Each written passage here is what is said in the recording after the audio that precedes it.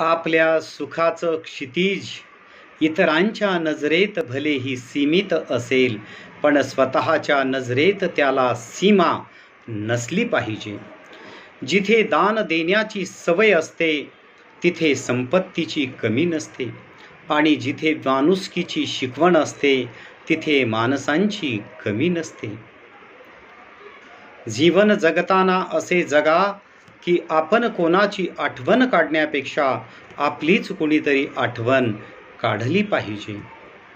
मनाच्या गाभाऱ्यातून उमटलेली स्पंदने निरपेक्ष असली की कुठल्याही नात्यांच्या धाग्यात विश्वासाचे मणी अलगदपणे ओले जातात.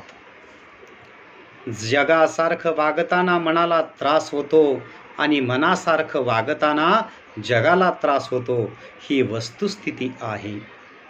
आयुष्यात सुख दुःख किती आहे हे पाहणाऱ्यांची नजर नाही, तर जगणाऱ्याचं मन सांगतं. सुख हा निव्वळ आभास आहे, पण तेच शोधण्यासाठी हा सारा जीवनाचा प्रवास आहे.